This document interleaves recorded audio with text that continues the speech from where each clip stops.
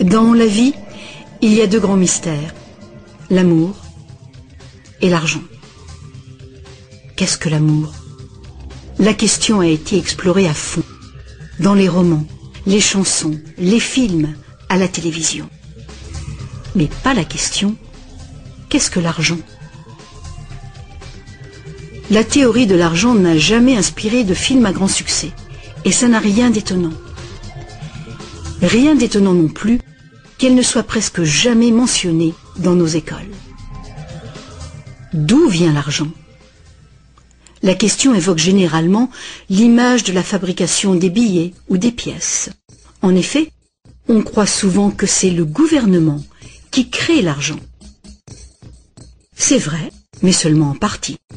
Ces symboles en papier et en métal que nous appelons l'argent sont en fait fabriqués par une agence fédérale, la monnaie.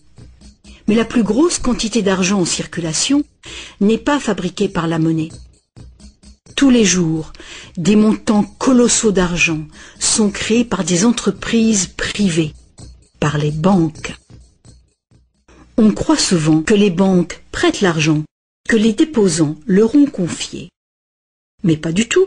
En fait, les banques créent l'argent qu'elles prêtent. Pas à partir de leurs bénéfices, ni à partir de l'argent déposé, mais directement à partir des promesses de remboursement faites par les emprunteurs.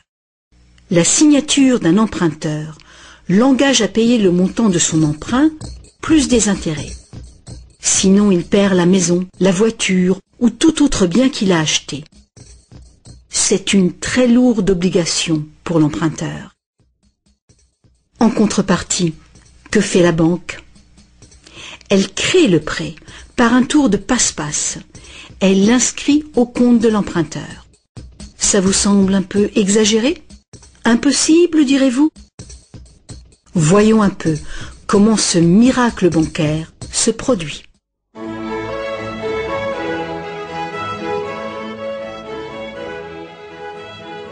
Au fil de l'histoire, l'argent a pris bien des formes. Il fallait simplement que l'argent soit portable et qu'un nombre suffisant de gens soient confiants de pouvoir l'échanger contre des choses de valeur bien réelles, comme de la nourriture, des vêtements ou une maison. L'argent a pris la forme de fèves de cacao, de coquillages, de pierres et même de plumes. L'or et l'argent étaient des métaux attrayants, faciles à travailler. Certaines cultures sont devenues expertes dans ce travail.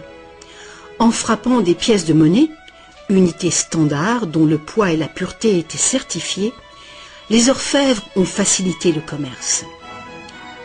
Bien vite, pour protéger tout son or, l'orfèvre a eu besoin d'une chambre forte. Les villageois sont venus frapper à sa porte. Ils voulaient louer un peu de place dans cette chambre forte pour garder leur or et leurs objets de valeur bien en sécurité. L'orfèvre a fini par louer tout son espace dans sa chambre forte. La location lui a rapporté un petit bénéfice. Les années sont passées et notre orfèvre a constaté une chose fort importante. Les déposants venaient rarement chercher leurs pièces d'or et ils ne venaient jamais tous en même temps.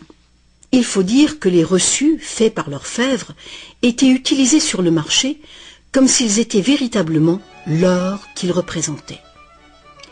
Cet argent papier était plus pratique que les lourdes pièces et les montants pouvaient tout simplement être écrits au lieu d'être comptés laborieusement. Entre-temps, l'orfèvre a commencé une autre affaire. il s'est mis à prêter son or en demandant des intérêts. Comme les reçus devenaient de plus en plus acceptés à titre de paiement, les emprunteurs ont demandé leur emprunt sous cette forme. Et comme l'industrie prenait de l'expansion, de plus en plus de gens ont demandé des prêts à l'orfèvre. Alors, l'orfèvre a eu une idée plus géniale encore. Il savait que ses déposants venaient rarement chercher leurs pièces d'or. Il a donc pensé qu'il pouvait faire des prêts couverts par l'or de ses déposants. Aussi longtemps que les emprunts seraient remboursés, les déposants n'en sauraient rien. Et l'orfèvre, maintenant plus banquier qu'artisan, ferait de gros bénéfices.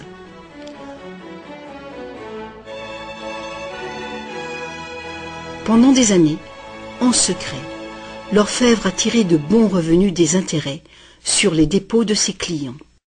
Maintenant gros prêteur, il devenait sans cesse plus riche et il commençait à étaler ses richesses. Les gens l'ont alors soupçonné de dépenser l'argent de ses déposants. Ensemble, ils l'ont menacé de retirer tout leur or si l'orfèvre ne s'expliquait pas sur sa richesse si soudaine. Contrairement à ce qu'on pourrait croire, la situation n'a pas tourné au désastre pour l'orfèvre. Malgré sa duplicité, il a pu montrer que les déposants n'avaient rien perdu. L'or était toujours en sécurité dans la chambre forte. Au lieu de reprendre leur or, les déposants ont demandé à l'orfèvre, devenu leur banquier, de leur verser une partie des intérêts. C'est ainsi que les banques sont nées. Le banquier payait un taux d'intérêt bas sur les dépôts et il faisait payer un dépôt d'intérêt plus élevé sur les prêts.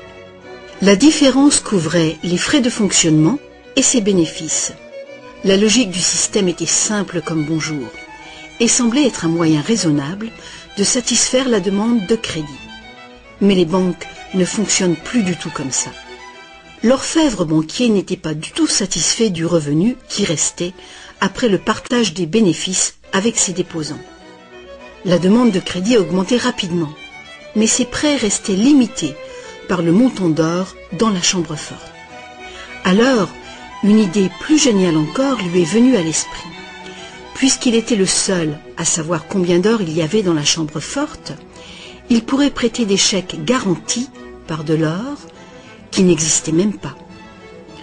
Aussi longtemps que les déposants ne viendraient pas tous en même temps réclamer leur or, personne ne le saurait. Ce nouvel arrangement fonctionnait à merveille et le banquier est devenu immensément riche avec les intérêts payés sur de l'or inexistant. L'idée que le banquier puisse créer de l'argent à partir de rien était trop outrageuse. Longtemps, personne n'a rien soupçonné. Mais le pouvoir d'inventer de l'argent est monté à la tête du banquier. Bientôt, l'importance des prêts et l'opulence du banquier ont déclenché de nouveaux soupçons. Certains emprunteurs ont demandé de l'or véritable plutôt que des chèques, et les rumeurs ont monté. Plusieurs déposants fortunés sont venus réclamer leur or. La fin du jeu était proche. Une foule de gens, brandissant des chèques, se sont rassemblés devant les portes closes de la banque. Hélas, le banquier n'avait pas assez d'or pour couvrir tout l'argent papier qu'il avait émis. Pour la première fois, il y avait une ruée sur la banque. Et c'est un phénomène qui épouvante tous les banquiers. Ce phénomène de retrait massif a ruiné des banques individuelles et a endommagé la confiance du public envers les banquiers. Il aurait été simple alors d'interdire cette pratique de créer de l'argent à partir de zéro. Mais les immenses crédits offerts par les banquiers étaient devenus essentiels à l'expansion du commerce européen. La pratique a donc été légalisée et réglementée. Les banquiers ont accepté de respecter des limites sur les montants d'argent fictifs qu'ils pouvaient prêter. Mais ces montants fictifs restaient bien supérieurs à la valeur réelle de l'or déposé dans la chambre forte. Bien souvent, le taux était de 9 $ fictifs pour 1 $ en or. Des inspections surprises permettaient de faire respecter ces réglementations. Un arrangement a aussi été conclu. En cas de ruée sur une banque, les banques centrales soutiendraient les banques locales en leur prêtant de l'or. La bulle du crédit, créée par les banquiers, ne pourrait pas crever et le système ne pourrait pas s'effondrer, sauf s'il y avait beaucoup de ruées sur les banques en même temps.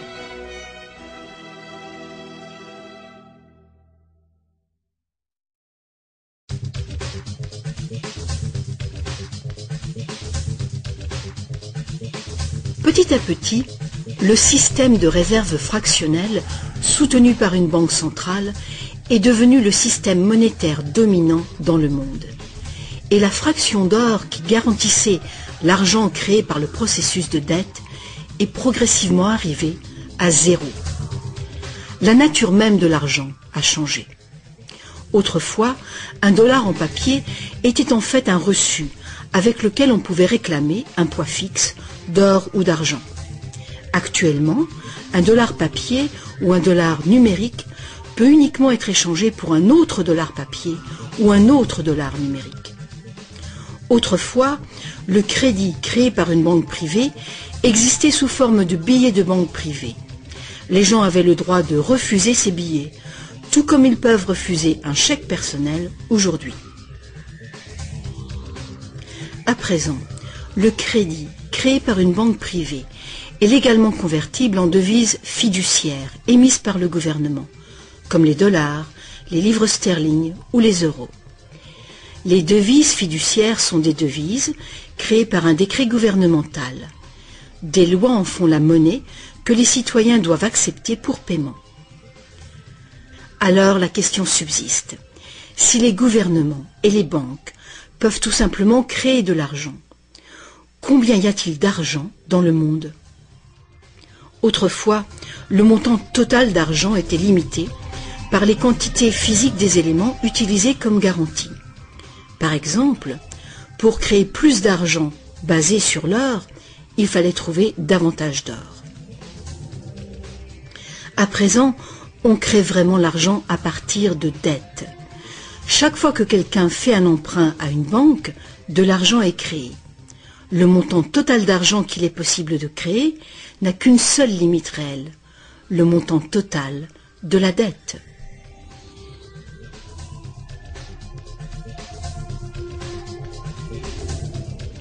Les gouvernements placent une limite légale sur la création d'argent fictif, en imposant des règles sur les obligations de réserve fractionnelles. Mais ces obligations sont fondamentalement arbitraires. Elles varient d'un pays à un autre, d'une époque à une autre. Longtemps, il a été commun d'exiger que les banques aient au moins $1 en or en réserve pour garantir $10 d'argent-dette. Aujourd'hui, les ratios de réserve minimale ne s'appliquent plus du tout au rapport entre argent nouvellement créé et or en dépôt. Elles s'appliquent uniquement au rapport entre argent nouvellement créé et argent existant. Aujourd'hui, les réserves d'une banque sont faites de deux choses. Le montant en devises bien réelles qu'elle a déposé à la banque centrale et le montant total de son argent-dette. Petite illustration. Imaginons qu'une nouvelle banque vient de démarrer et qu'elle n'a pas encore de déposants. Mais ses investisseurs ont déjà fait un dépôt de réserve de $1111,12 en cash. Le ratio de réserve est de 9 pour 1. Étape numéro 1. La banque accueille son premier client pour un emprunt. Notre client a besoin de $10 000 pour une voiture d'occasion.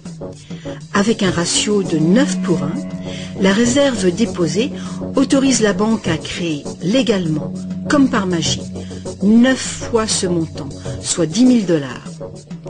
Ces $10 000 n'existent nulle part physiquement.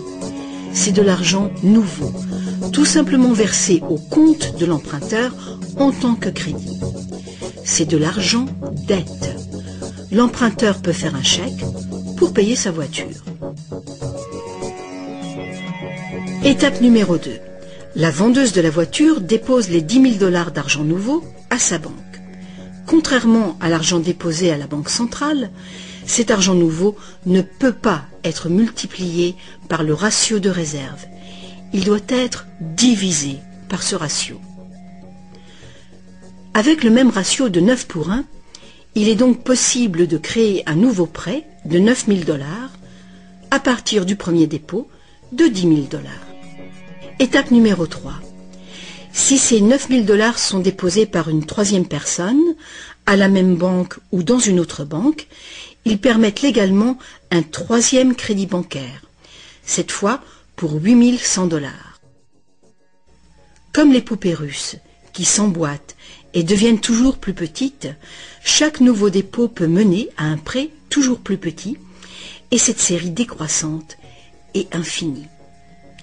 Par contre, si l'argent fictif créé par l'emprunt n'est pas déposé à la banque, le processus s'arrête. C'est la partie imprévisible du mécanisme de création de l'argent. Mais le plus probable, c'est qu'à chaque étape, le nouvel argent sera déposé à la banque et que le processus se répétera bien des fois, et que finalement, presque 100 000 $ d'argent nouveau sera créé. Tout cet argent nouveau est créé à partir du processus de dette uniquement. Et tout ce processus est légalement autorisé par le petit dépôt de réserve initial de 1 111 $ et 12 cents qui demeure intouché à la Banque centrale. Autre facteur important. Avec ce système ingénieux, les registres de chacune des banques doivent montrer que la banque a 10% de plus en intérêt qu'en prêt. C'est donc un incitatif très fort pour une banque de solliciter des dépôts afin de pouvoir prêter davantage. Tout ceci crée l'idée fausse que l'argent vient des dépôts. À moins que chaque prêt successif ne soit déposé à la même banque, aucune banque ne peut prétendre avoir multiplié sa réserve initiale de presque 90 fois uniquement par des crédits bancaires.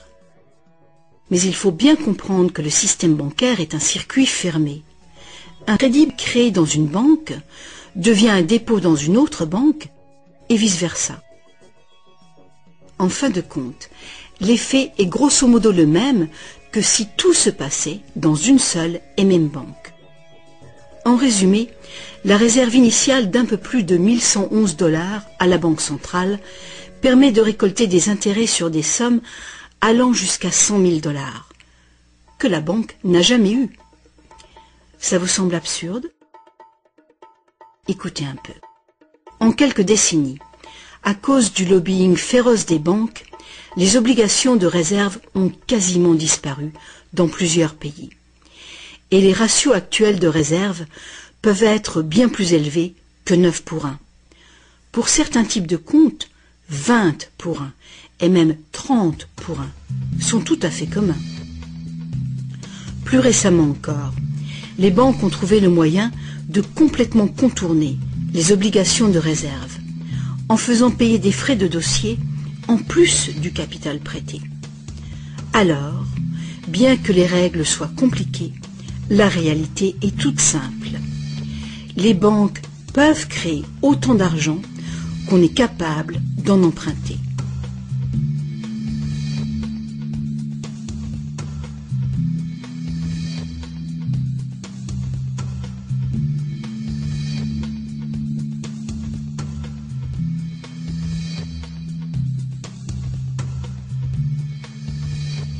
En dépit des images qu'on nous montre, l'argent créé par le gouvernement représente en général moins de 5% de l'argent en circulation.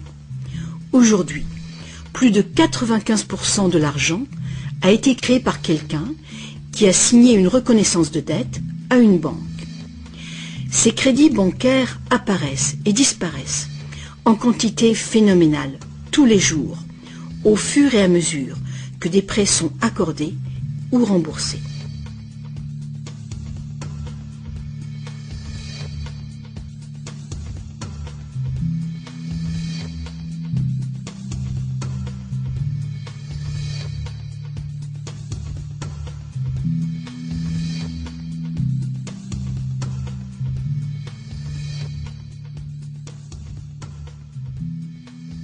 Les banques ne peuvent utiliser ce genre de système qu'avec la coopération des gouvernements. Premièrement, les gouvernements passent des lois qui imposent l'utilisation de la devise nationale. Deuxièmement, les gouvernements permettent que les crédits créés par les banques privées soient payables dans leur devise nationale. Troisièmement, les cours de justice gouvernementales font respecter les obligations de paiement des dettes. Et enfin, les gouvernements adoptent des règlements qui assurent le fonctionnement et la crédibilité du système monétaire sans rien faire pour informer le public de l'origine véritable de l'argent.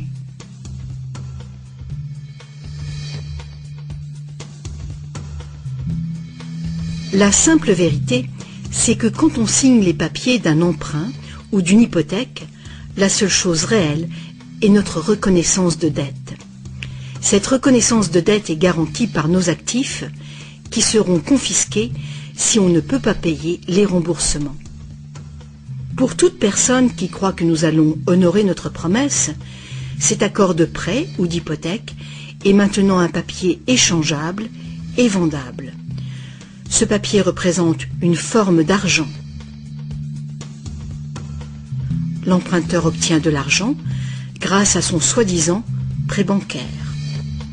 Dans le monde réel, un prêt implique que le prêteur a quelque chose à prêter.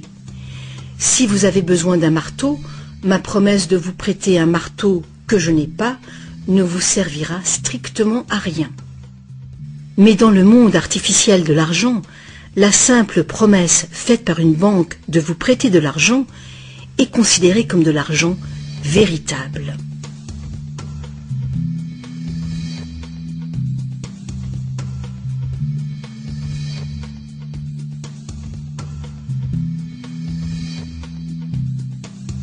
Ici encore, la vérité est simple.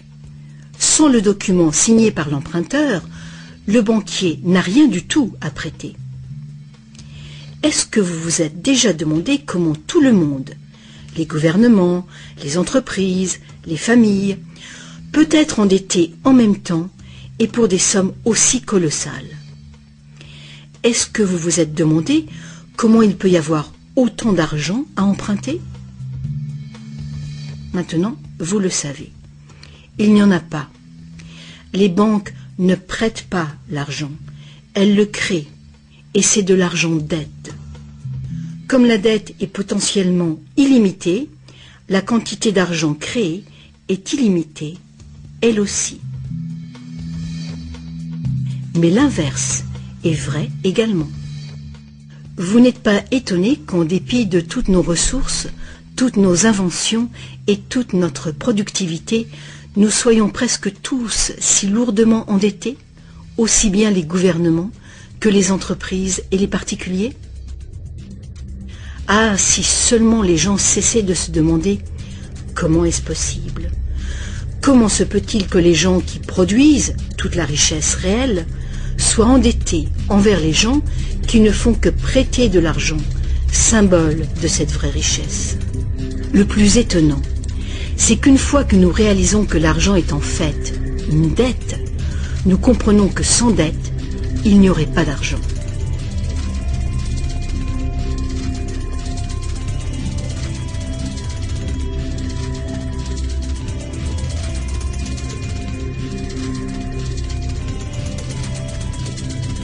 Si toute cette explication est nouvelle pour vous, rassurez-vous, vous n'êtes pas seul. Beaucoup de gens s'imaginent que si toutes les dettes étaient payées, la situation économique irait beaucoup mieux. C'est sûrement vrai au niveau individuel. Quand on a remboursé ses prêts, on a davantage d'argent à dépenser. Mais il est faux de croire que s'il n'y avait plus de dettes, il y aurait davantage d'argent à dépenser. En fait, c'est tout le contraire. Sans dette, il n'y aurait pas d'argent du tout. Alors, vous voyez, nous dépendons complètement du renouvellement continu du crédit bancaire. Pas de prêt, pas d'argent. C'est exactement ce qui s'est passé durant la Grande Dépression. La quantité d'argent a fondu radicalement quand la quantité des prêts a chuté.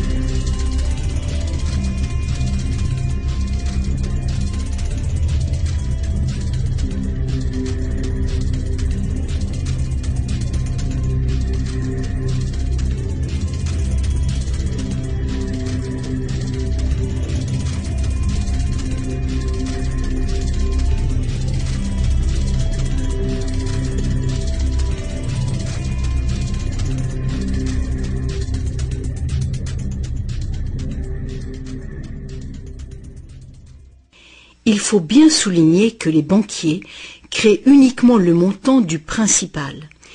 Ils ne créent pas l'argent qui sert à payer les intérêts. Alors, d'où vient cet argent? Le seul endroit où les emprunteurs peuvent obtenir de l'argent pour payer les intérêts est l'ensemble des fonds de l'économie générale. Mais presque tous ces fonds ont été créés de la même façon, à partir de crédits bancaires. Donc partout, il y a des emprunteurs qui se trouvent dans la même situation. Ils cherchent désespérément l'argent pour rembourser le principal et les intérêts dans une réserve globale d'argent qui ne contient que le principal.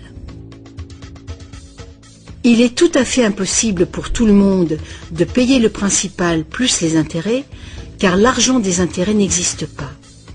Une formule mathématique simple le montre. Le grand problème, c'est que pour les emprunts à court terme, comme les hypothèques et les emprunts gouvernementaux, où les intérêts dépassent de loin le principal, les risques de saisie et donc les dangers pour l'économie sont très grands, à moins de créer beaucoup d'argent pour payer les intérêts. Pour que la société continue de fonctionner, le taux des saisies doit rester bas. De plus en plus de nouvelles dettes doivent être créées pour trouver l'argent qui servira à payer les dettes précédentes. Alors bien sûr, la dette totale augmente, et les intérêts aussi, ce qui cause une escalade exponentielle de l'endettement. Seul le temps qui sépare la création des nouveaux emprunts et leur remboursement empêche le manque d'argent global de mettre le système en faillite. Mais pendant que le monstre du crédit bancaire grossit, le besoin de créer toujours plus d'argent pour le nourrir devient toujours plus urgent. Pourquoi les taux d'intérêt sont-ils si bas? Pourquoi recevons-nous des cartes de crédit que nous n'avons jamais demandées? Pourquoi est-ce que le gouvernement dépense plus vite que jamais?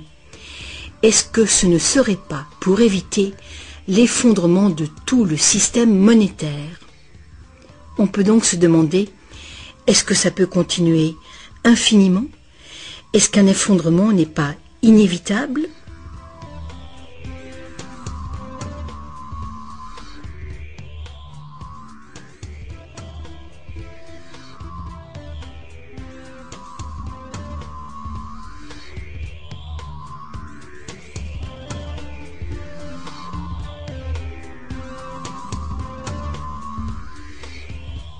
L'argent facilite la production et le commerce. Quand la quantité d'argent augmente, l'argent perd progressivement de sa valeur. C'est l'inflation. À moins que le volume de production et de commerce dans le monde réel augmente proportionnellement pour compenser cette augmentation. Ajoutez à cela que quand on parle d'une croissance économique de 3% par an, par exemple, on pourrait croire que c'est un taux constant. Eh bien, pas du tout.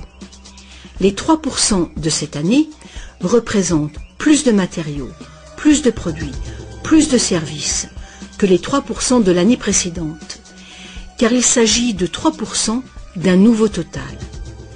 Ce n'est donc pas une ligne plate, continue, mais une courbe exponentielle de plus en plus raide.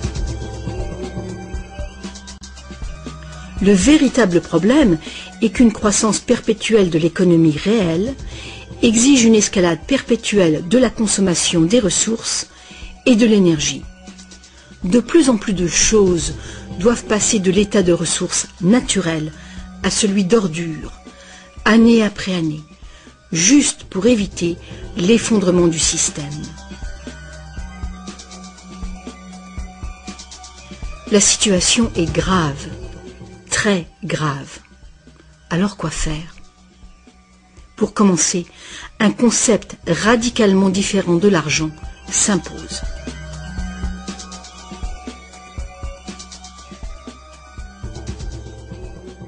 Le temps est venu pour les gens de se poser 4 questions simples et de les poser à leur gouvernement.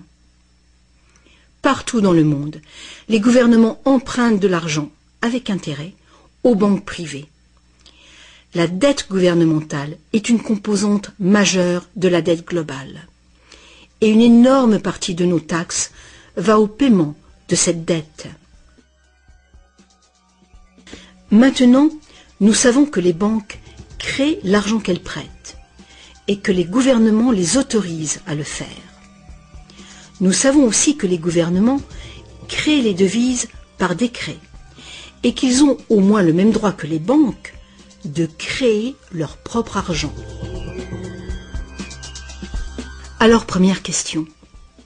Pourquoi est-ce que les gouvernements choisissent d'emprunter de l'argent aux banques privées avec intérêt quand ils pourraient créer tout l'argent qu'il leur faut sans intérêt?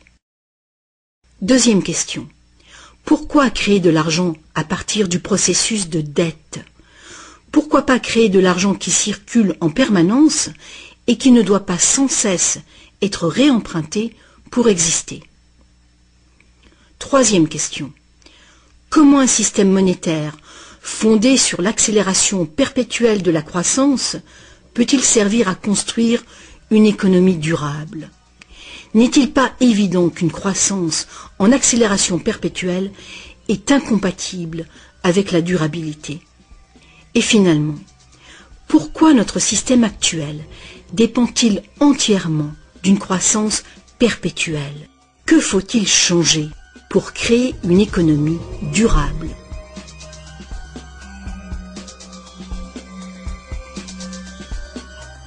À une certaine époque, faire payer un intérêt quelconque sur un emprunt était qualifié d'usure et était passible de sanctions très sévères, allant jusqu'à la peine de mort. Chaque grande religion interdisait l'usure. La plupart des arguments avancés contre l'usure étaient d'ordre moral.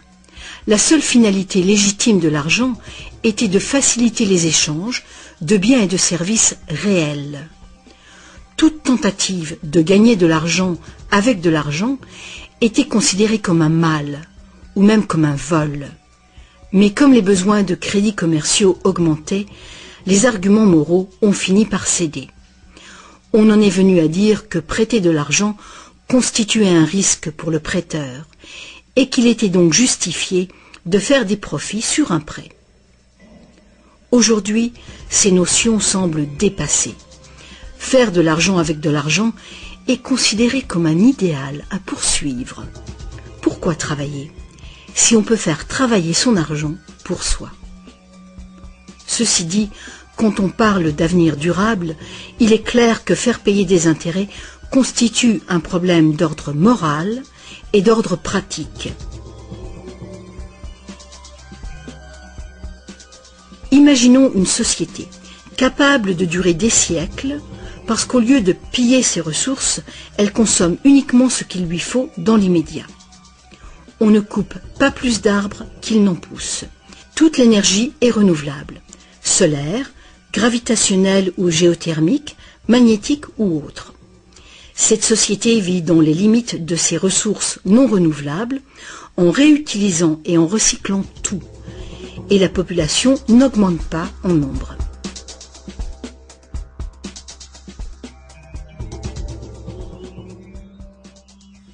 Cette société ne pourrait jamais fonctionner avec un système monétaire qui dépend complètement d'une croissance en accélération perpétuelle. Une économie stable aurait besoin d'une quantité d'argent qui puisse rester stable. Imaginons que cette quantité totale d'argent stable est représentée par ce grand cercle.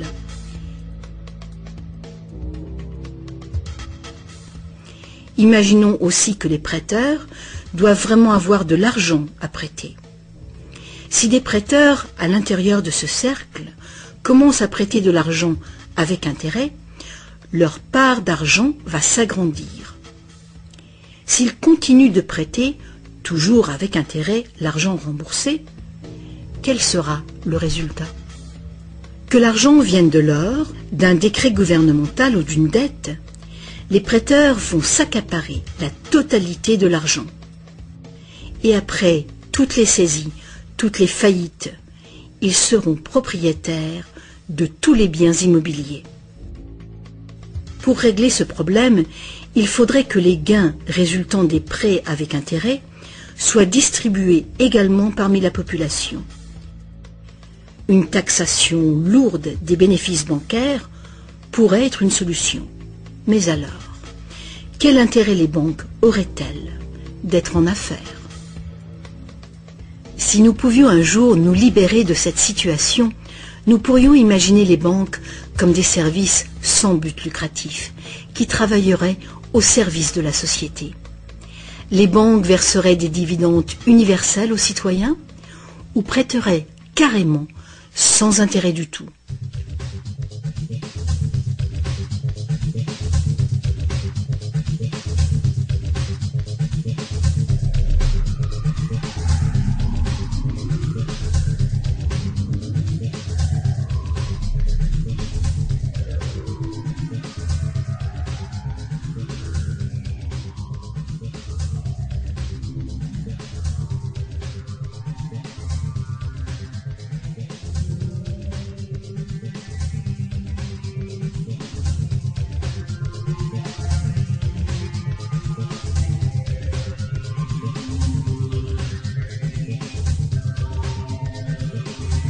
Si tous ces problèmes viennent de la nature fondamentale du système, inutile d'essayer de bricoler le système. Il faut le remplacer. Beaucoup de critiques réclament un retour à l'étalon or, disant qu'il a fait ses preuves de fiabilité. Ils ignorent les arnaques qui peuvent être commises avec l'or. Limer les pièces, altérer le métal, le déprécier, accaparer le marché. Bref, toutes les pratiques déjà utilisées du temps de l'ancienne Rome qui ont contribué à sa chute. Certains préconisent un étalon argent, car ce métal est plus abondant que l'or, ce qui rend plus difficile le monopole du marché. Mais beaucoup de gens questionnent la pertinence de revenir aux métaux précieux. L'idée de porter de gros sacs pleins de pièces n'enchante personne. L'argent papier, l'argent numérique, le plastique, ou plus probablement l'argent biométrique, seront les moyens d'échange. Et ils présentent ce potentiel de créer de l'argent dette en quantité illimitée. En définitive, si l'or était à nouveau le seul étalon, tous les gens qui n'ont pas d'or se retrouveraient tout à coup sans argent. D'autres partisans des réformes monétaires ont conclu que l'avarice et la malhonnêteté sont les principaux problèmes et qu'il y a sans doute de meilleurs moyens de créer un système monétaire équitable et honnête sans passer par l'argent ou l'or. Des esprits inventifs ont proposé une variété d'options. Beaucoup de systèmes de troc privés créent de l'argent dette, mais ils le font ouvertement, sans intérêt. Un exemple est le système de troc où la dette est exprimée en promesse d'heures de travail. Tout travail est évalué de manière égale, en dollars, qui ont une équivalence en biens réels. Les frais du système sont couverts par des honoraires et non pas par des intérêts. Ce genre de système monétaire peut être mis en place par toute personne capable de concevoir un moyen de comptabiliser et de trouver des participants dignes de confiance. Mettre en place un système de troc local est une bonne mesure de planification d'urgence pour une communauté, même si ce système n'est guère utilisé actuellement. La réforme monétaire, comme la réforme électorale, est un vaste sujet qui exige une volonté de penser autrement et de changer. La réforme monétaire, comme la réforme électorale, ne sera pas facile, car les intérêts puissants qui bénéficient du système feront l'impossible pour conserver l'avantage. Sachant que l'argent n'est qu'une idée, et qu'en réalité, l'argent est uniquement ce qu'on fait de lui, voici une option simple à considérer. Le modèle suivant est basé sur des systèmes qui ont fait leurs preuves en Angleterre et en Amérique, mais qui ont été déstabilisés et détruits par les banquiers et leurs réserves fractionnelles. Pour créer une économie basée sur de l'argent permanent et libre d'intérêt, il suffirait que le gouvernement crée de l'argent et le dépense dans l'économie, de préférence dans des infrastructures durables comme les routes, les chemins de fer, les ponts, les ports et les marchés publics. Cet argent ne serait pas de l'argent dette, ce serait de l'argent valeur, qui aurait la valeur des infrastructures financées. Si ce nouvel argent facilitait une croissance proportionnelle du commerce, il ne causerait pas d'inflation du tout. Mais si les dépenses gouvernementales causaient l'inflation, deux interventions seraient possibles. L'inflation équivaut en fait à une taxe forfaitaire sur l'argent.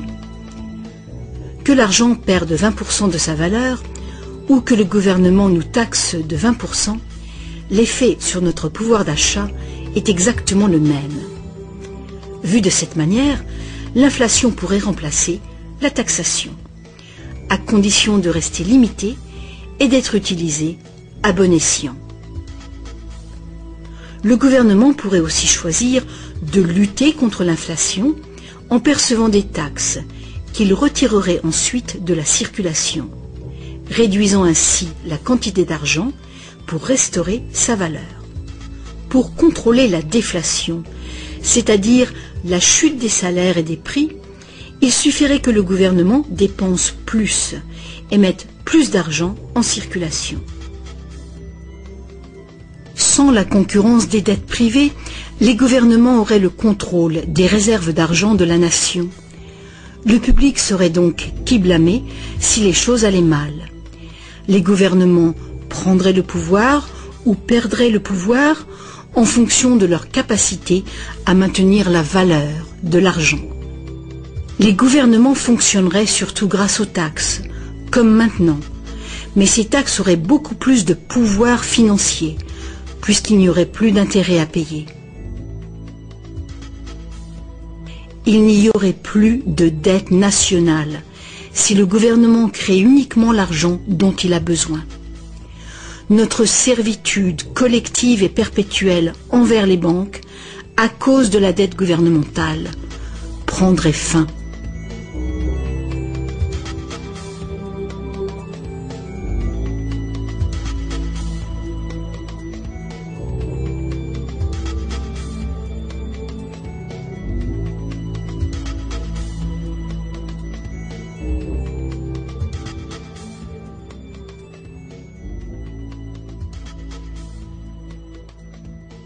On nous a trompés. Ce qu'on appelle démocratie et liberté sont devenus en réalité une forme ingénieuse et invisible de dictature économique. Aussi longtemps que notre société dépendra du crédit bancaire pour son apport d'argent, les banquiers continueront de décider qui reçoit de l'argent ou pas.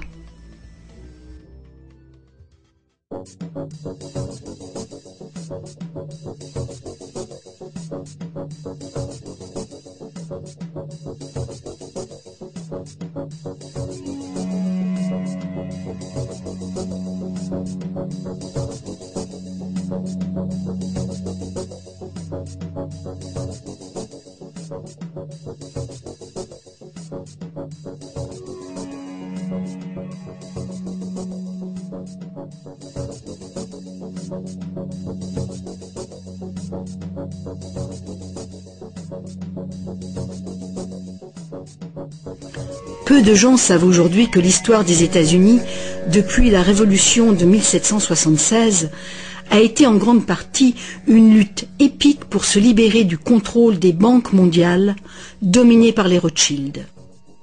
Cette lutte a finalement été perdue en 1913, quand le président Woodrow Wilson a signé la loi de la réserve fédérale, donnant le pouvoir de créer l'argent américain à un cartel de banques internationales.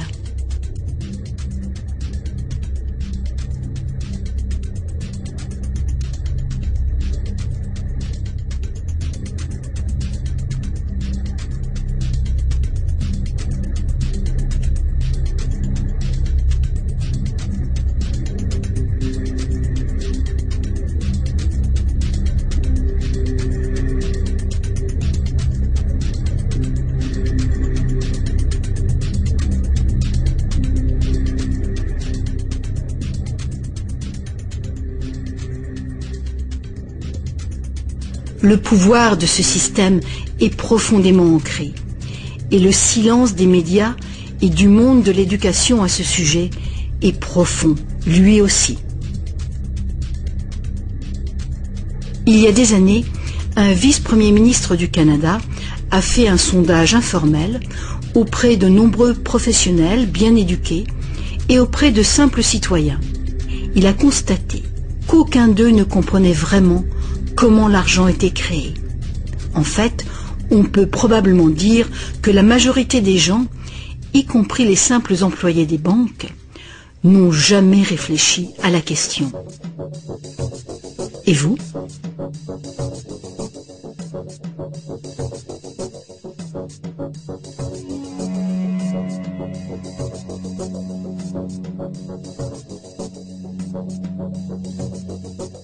Le système moderne de l'argent-dette est né il y a un peu plus de 300 ans, quand la première banque d'Angleterre a été créée par une charte royale lui autorisant des prêts fractionnels de dépôt d'or au ratio de 2 pour 1. Ce modeste ratio était le premier pas. Le système est maintenant mondialisé. Il crée des quantités virtuellement illimitées d'argent à partir de rien. Et presque tout le monde sur la planète est enchaîné à une dette sans cesse grandissante, qui ne pourra jamais être repayée. Est-ce que tout cela serait arrivé purement par accident? Ou est-ce qu'il y a conspiration? De toute évidence, l'enjeu est considérable.